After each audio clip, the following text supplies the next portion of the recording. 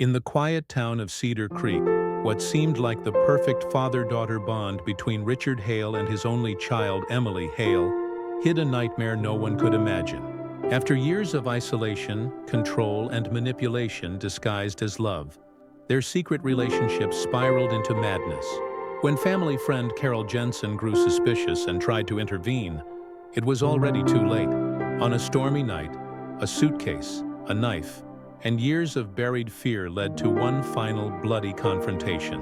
What began as devotion ended in death, and exposed a horrifying truth behind the doors of the Hale home. In the peaceful town of Cedar Creek, a place where everyone knew everyone, Richard Hale stood as the picture of a perfect father.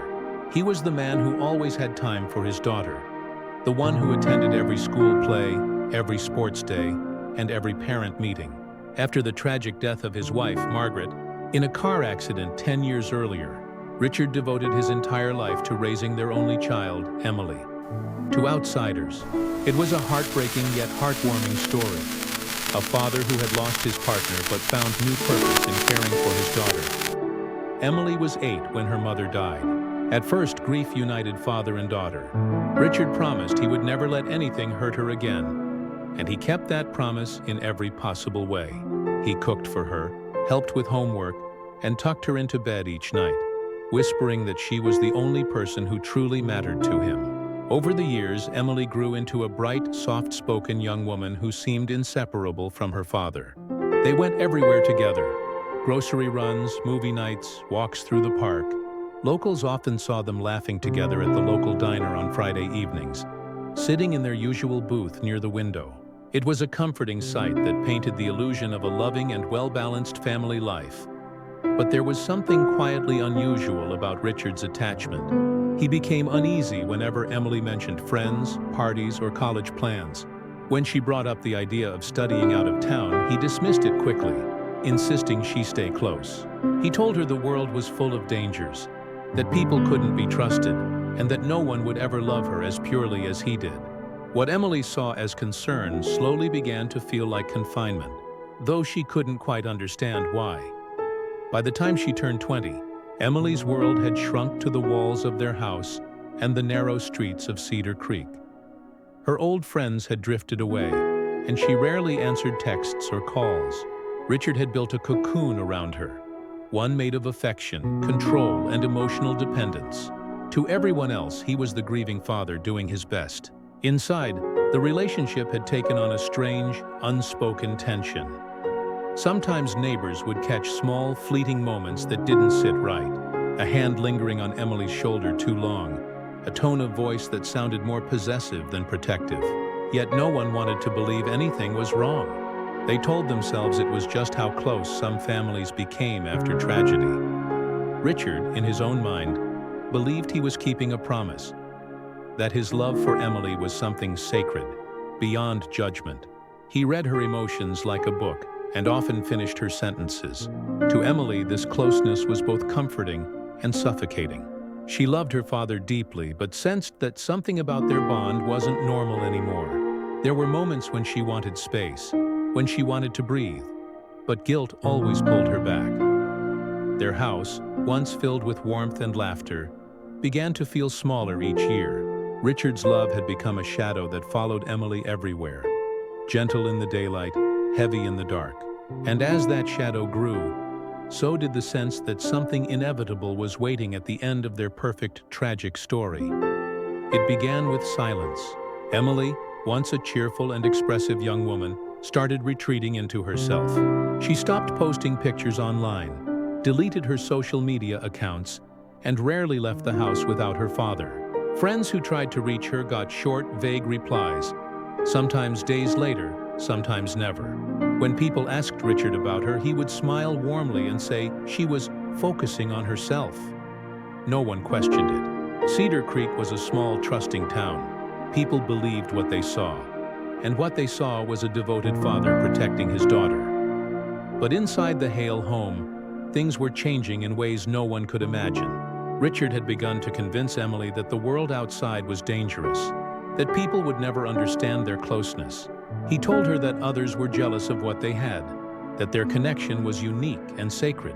Slowly, he planted seeds of fear and dependency, until Emily began to doubt her own instincts. The boundaries between love, protection, and control started to dissolve. Every corner of the house became part of a quiet prison.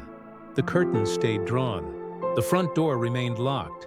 Even when Emily wanted to take a walk alone, Richard found a reason to stop her. The weather, safety, or simply his need for company.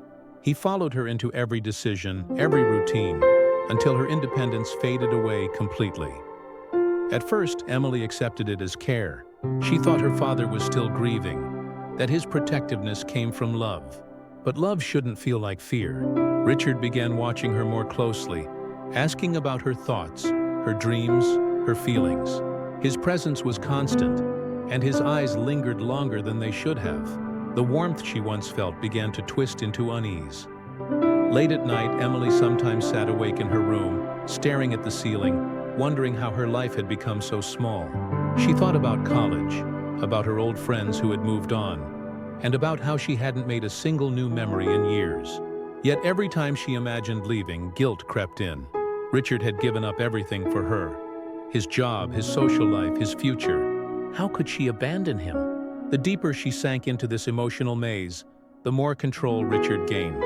He began to blur the lines of affection, convincing her that what they shared was more powerful than ordinary love. He called it destiny, something meant to stay hidden from the judgmental eyes of the world. Emily, confused and emotionally trapped, didn't know how to resist. She was torn between the man who raised her and the strange reality that he was slowly destroying her sense of self. When relatives called to check in, Richard always answered. He told them Emily was doing great, that she was taking online classes, that she was simply too shy to talk. They believed him. No one pressed further.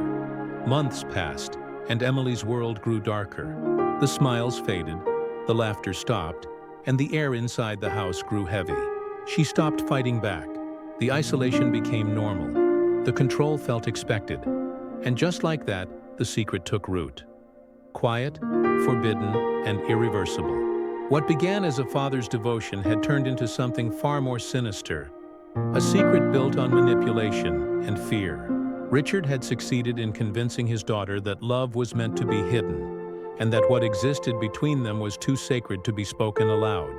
It was a secret that would soon consume them both. The first sign that something was wrong came from outside the house. Carol Jensen, a longtime family friend and neighbor, began to notice how rarely she saw Emily anymore. She used to wave at her from across the yard or stop to chat during morning walks. But now, weeks would pass without a glimpse. The curtains in the Hale home stayed closed, even on bright days. Lights flickered late at night. Sometimes, Carol heard faint music or murmurs, but never laughter. Concerned, she decided to stop by one evening with a pie, pretending it was just a friendly visit. When Richard opened the door, his expression was polite but strained. He stood half inside, blocking the hallway. The smell of disinfectant hung in the air. Carol caught a glimpse of Emily sitting at the dining table, motionless, her hands folded, her face pale and blank. She looked smaller somehow, like a person trying to disappear inside her own skin. Carol asked if everything was okay, but Richard's smile didn't reach his eyes. He thanked her for the visit, took the pie, and closed the door before she could say another word. That night, Carol couldn't sleep. Something inside her told her that Emily was in trouble. The next morning, she called the police and requested a welfare check.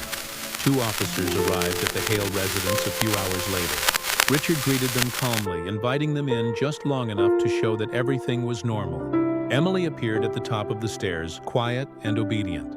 When the officers asked if she was all right, she nodded mechanically. There was no visible sign of distress, so the visit ended quickly. Richard's charm, his reputation as a grieving father, worked in his favor once again. After the officers left, the atmosphere inside the house grew colder. Richard's trust in Emily was gone. He accused her of trying to expose him, though she hadn't said a word. The more he suspected her, the tighter his control became. He began locking doors, checking her phone, and questioning every movement she made. Emily realized then that she was no longer a daughter in her father's home. She was a captive. In secret, she began to plan her escape. Late at night, when Richard was asleep, She searched online for help on her old laptop.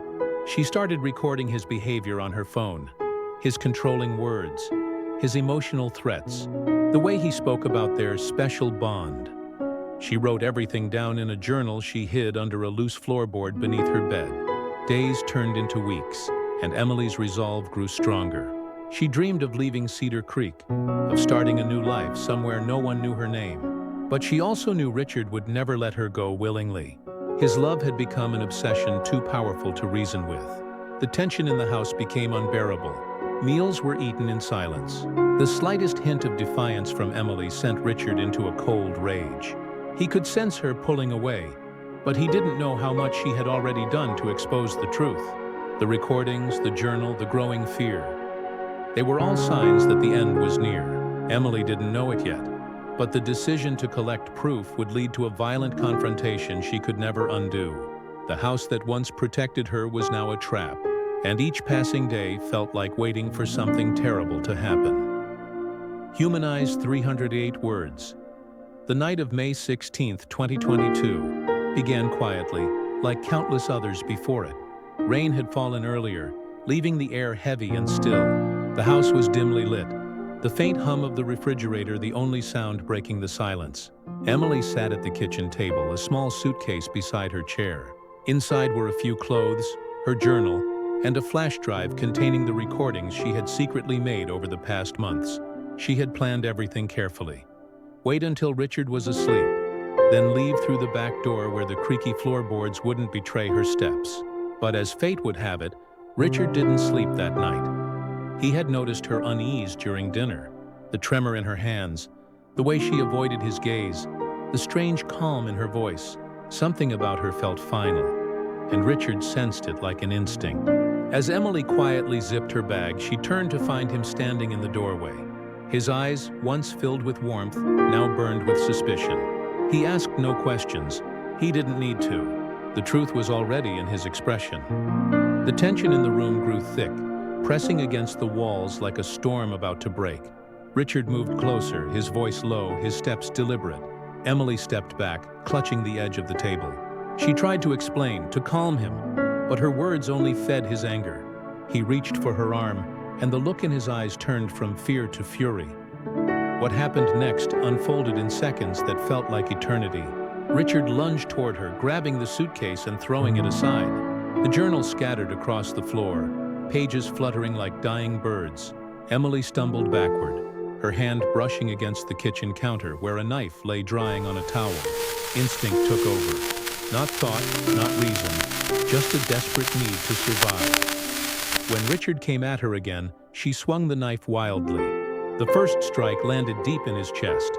His eyes widened in disbelief as he staggered back, clutching the wound. Blood spread across his shirt, blooming red beneath the kitchen light. But he didn't stop. He reached for her again, and she struck once more, this time with trembling hands and tears streaming down her face. The sound of his body hitting the floor echoed through the empty house. Emily dropped the knife and fell to her knees beside him. The silence that followed was louder than any scream. She whispered his name again and again as if he might wake up, as if what just happened could be undone. The clock on the wall ticked steadily, counting down the seconds of her shock and disbelief. When the neighbors heard the scream and called the police, Emily was still on the kitchen floor, staring blankly at her father's lifeless body. The officers found her covered in blood, her eyes distant, her voice broken. She didn't resist when they took her away. On the table beside her, the suitcase sat open, a symbol of the freedom she had almost reached but never would. The evidence was clear: recordings, notes, and a decade of psychological control. But none of it erased the horror of that night. The father who claimed to love too deeply had died by the hand of the daughter he refused to let go. The perfect bond that once defined them ended in a single irreversible moment. A moment of blood, fear, and tragic release. In the weeks following the stabbing, Cedar Creek became a town of whispers. The story of Richard and Emily Hale spread faster than anyone could have imagined. The same people who once praised their closeness now struggled to comprehend the truth. Reporters filled the streets, filming the quiet suburban house that had turned into a crime scene. Behind the yellow tape, The once tidy lawn stood as a haunting reminder of how easily love could turn into something monstrous. Emily was taken into custody that night, her face pale and emotionless. The police officers said she barely spoke. During questioning, she only repeated that she hadn't meant to kill him, that she just wanted him to stop. When investigators searched the house, they found her journal, the flash drive of recordings, and evidence of years of control and manipulation. The tapes revealed Richard's possessiveness, his emotional abuse, and the disturbing way he justified their relationship as pure and special. What had once been dismissed as a father's grief was exposed as something deeply twisted. The case gained national attention. News channels painted Emily as both victim and villain. Some saw her as a survivor pushed beyond her limits, while others couldn't look past the violence. The courtroom was filled with journalists, psychologists, and onlookers eager to witness the outcome. Emily sat quietly through most of the trial, her hands folded in her lap, her eyes fixed on the floor. The prosecution argued that she could have escaped, that she had planned her father's death. But the defense presented the recordings, showing the years of manipulation that broke her spirit and blurred her sense of right and wrong. The judge listened carefully. When the verdict came, the room fell silent. Emily was found guilty of manslaughter, not murder. The court recognized that she had been a victim of psychological captivity. Her sentence was short, 5 years in prison with the possibility of early release. For many, it was justice. For others, it was mercy. But for Emily, it was neither. It was simply another kind of confinement. Inside prison, Emily rarely spoke to anyone. She kept to herself, reading, writing, and staring through the narrow window above her bunk. She never asked for visitors, not even the family members who offered forgiveness. Those who saw her described her as polite but distant, like someone living half inside her memories. When she was released after 3 years for good behavior, she left without saying goodbye. No one in Cedar Creek ever saw her again. Some say she moved across the country. Others believe she changed her name and started a new life. The Hale house remained empty, its windows boarded up, its walls holding the echoes of everything that had happened. People passing by swore they sometimes heard faint noises at night, the sound of footsteps, a woman's quiet crying, or the flicker of lights long after midnight. Over time, the tragedy became a cautionary tale, a story parents told their children when they spoke of trust and boundaries. But for those who remembered Richard and Emily Hale, it was more than just a story. It was a reminder that evil doesn't always wear a monster's face. Sometimes it hides behind love, patience, and the illusion of care.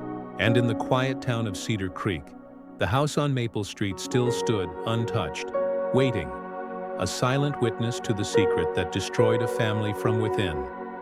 The tragic story of Richard and Emily Hale reveals how love can turn into control, and protection can become a prison. What began as a father's devotion ended in violence, exposing the hidden darkness behind a perfect suburban life. It's a reminder that sometimes the most terrifying crimes happen in the quietest homes, where trust is broken and silence hides the truth. If you found this story gripping, don't forget to like, share, and subscribe for more shocking true crime documentaries. Turn on the notification bell so you never miss the next chilling story from the shadows of real life.